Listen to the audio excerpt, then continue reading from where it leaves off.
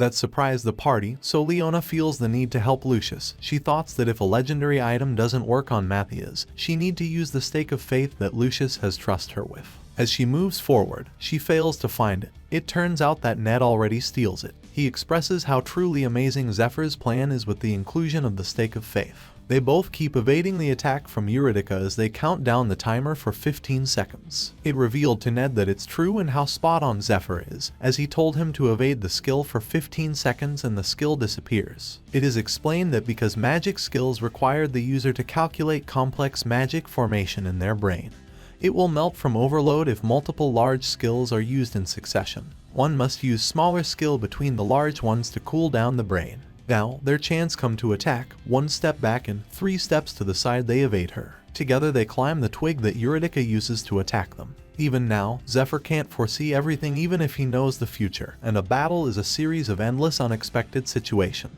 That is why he prepares various equipment and ultimately the Twilight Sword. Now the most important thing is how much he has accumulated until then, whether he has enough items, whether he has comrades that he can trust, whether he has an unwavering mentality even in the face of adversity, whether he has, to overcome all kinds of situations that abruptly come his way, made the Zephyr now who can handle this moment, this fight. Together they perform the Dragon King Sword technique, Cloud Dragon Ascension. Now, just because they manage to behead Eurydica, the fight doesn't necessarily over, while she changes her form and Zephyr grins as he waits that moment. That's when he gives the hint to Ned, so he dashes towards her. As the day before, Zephyr explained that even though both of them use their secret art, it'll be impossible to slay Eurydica, as she becomes so much stronger when she goes to her second form.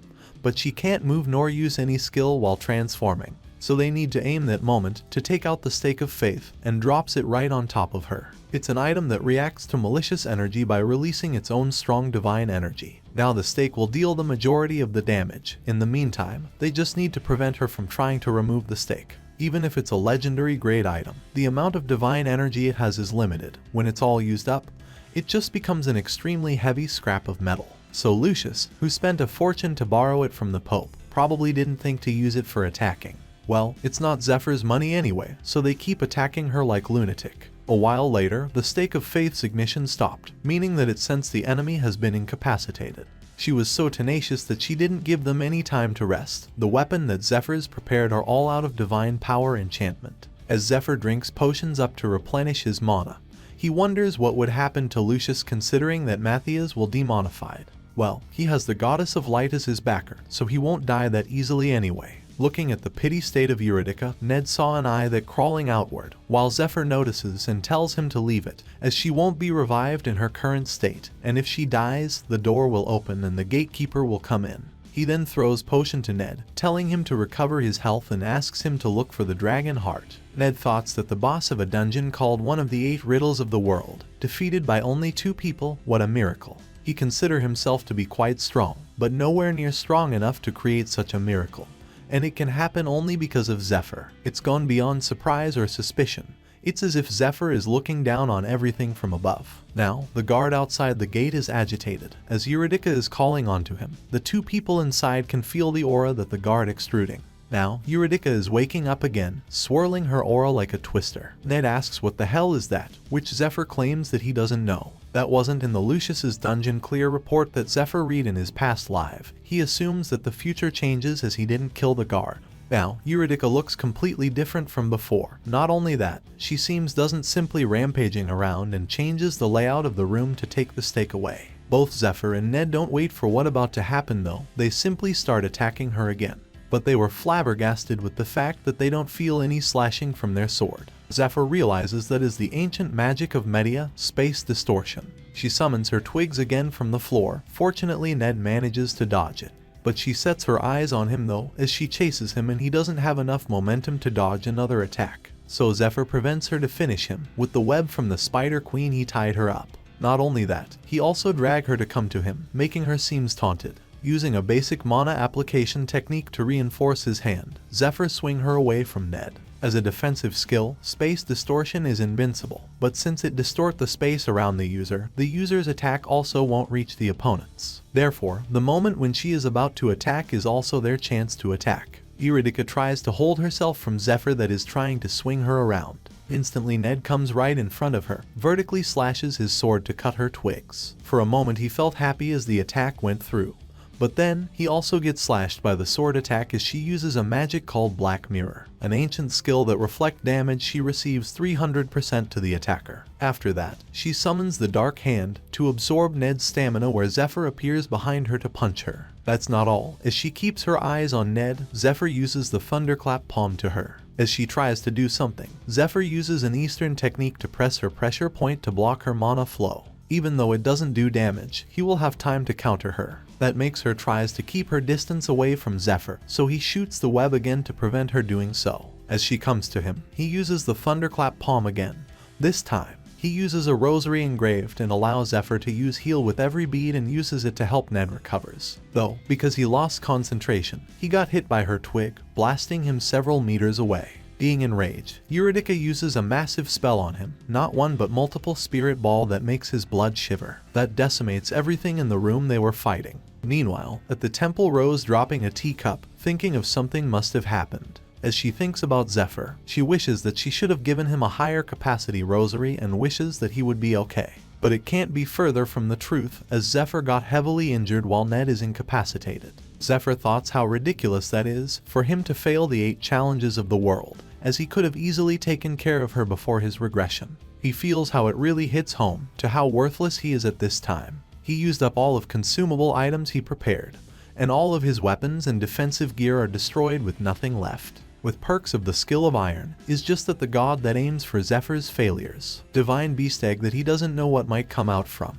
Strong luck that he has limited use and he already decided where he will use the remaining 2 chances. Sword of Light and Revive that will traps him after he used them. Those are neither goodwill nor gifts from the gods, as he remembers how the angel tells him that it's all just for entertainment for them. Their only use is to keep him tied down as they watch him despair while being surrounded by hope, while in truth they are just lashes. When Eurydica comes to him, intending to end his life, he thinks whether he is really going to die there, and all of his plan is bound to crumble no matter what he does. Zephyr decides to do something, and starts writing on the floor, things that will make all of the god feel like complete sheet. That's when the angel, Mercedes, appears asking what is the meaning of what he did, adding why does a human like Zephyr know about the blasphemous symbol. In turn, Zephyr feels happy that he cast a bait and caught quite a big fish. The proof that the gods lost disgracefully in the past. That's all what Zephyr knows about that symbol.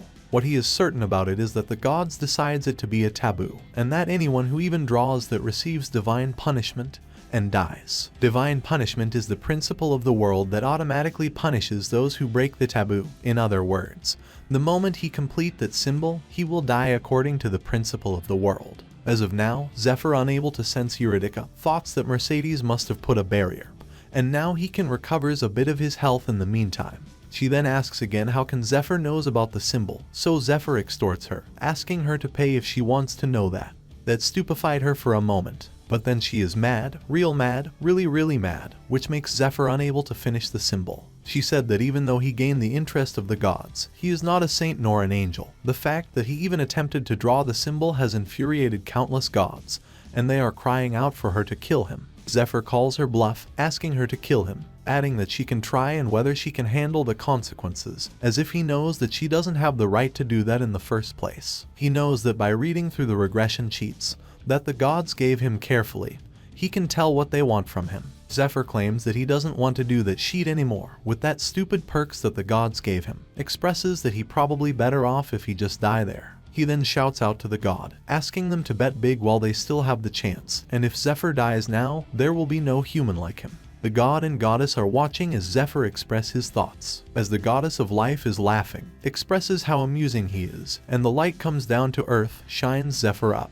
telling the angel the message. As the light subsides, the time resumes and Eurydica looks so excited that she kind of really wants his meat. But her left hand suddenly gets obliterated in a horizontal slash coming her way to slash the red and dark hand. It turns out that Aria, the goddess of light, gives Zephyr the sword of light, which makes the other gods rioting to her, but she just say that she will add another weapon from her treasury to Zephyr later. Arcturus, another great gods, expresses how he did something unbefitting of one of the great gods, though he thoughts that he doesn't know what the demon god wants with Zephyr, so he will keep his eyes on the matter. Meanwhile, Zephyr faces Eurydica third form with the sword of light. Even if she was a great magician, There's no way that a human's magic can block a divine artifact. It is one-sided massacre. Even Eurydica's ancient magic is no match for the light, as he uses the exclusive skill to strike the evil magic from Eurydica, that in turns waking her up.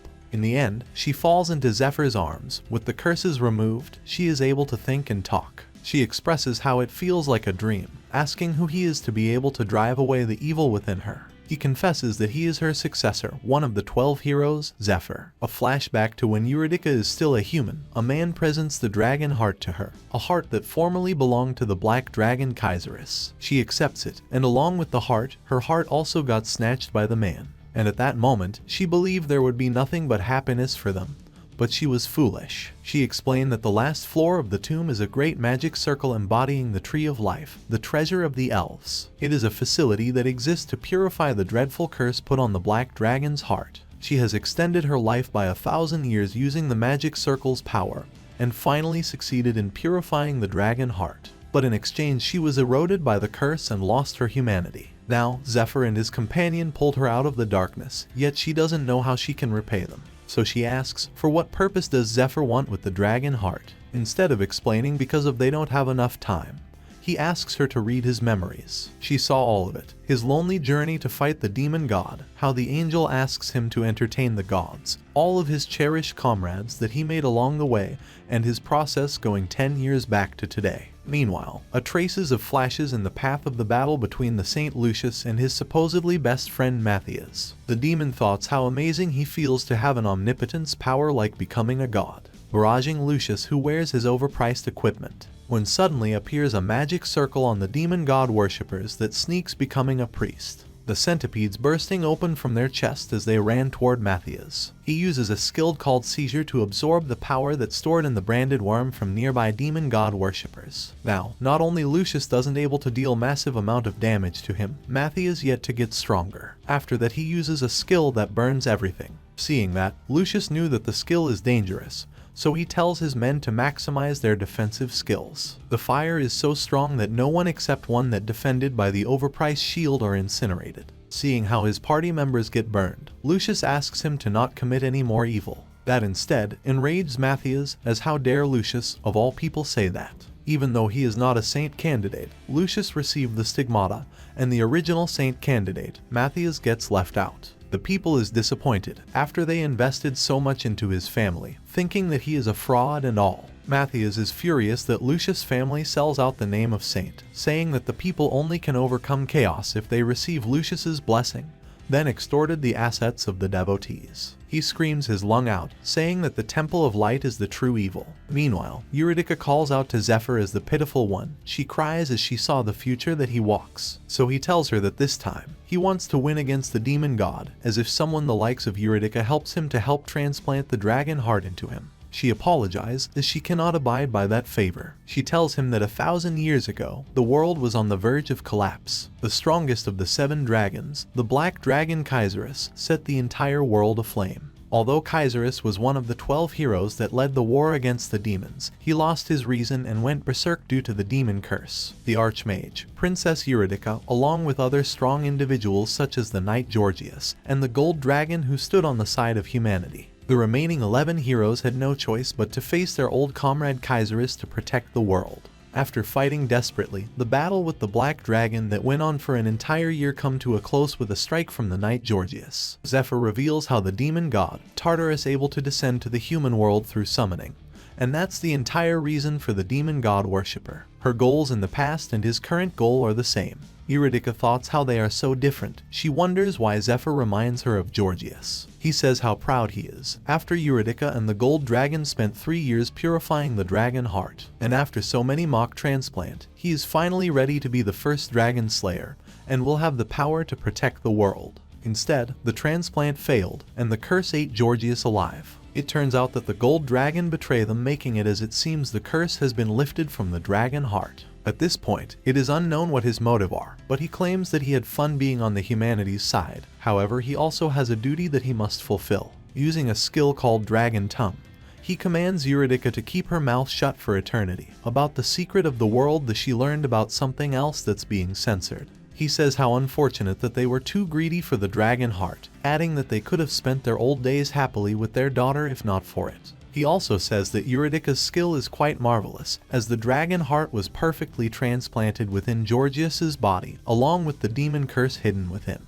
She fights him. She ripped out the dragon heart from his chest with her own hands, and then for 1,000 years, after purifying the curse, she was waiting for a suitable hero to pass on the dragon heart. She is already aware that Zephyr is worthy of it. However, his body is not ready to receive the dragon heart. If she transplant it into him now, his body will either be shattered into pieces or he will be crippled. He knows that, and intending to use the strong luck, which she also knew. She says that there is another moment for Zephyr to use strong luck in, as she tries to say it when Zephyr asks her. She got silenced by the power of the gold dragon who cursed her thousands years ago. She is enraged with it, as it already be thousands years yet he is still restricting her with dragon tongue. But she refused to back down and indirectly saying it. It will be when Zephyr must choose between the one he treasures most and someone else. However, she offers Zephyr after considering future risk, and after he has the transplant of the dragon heart now.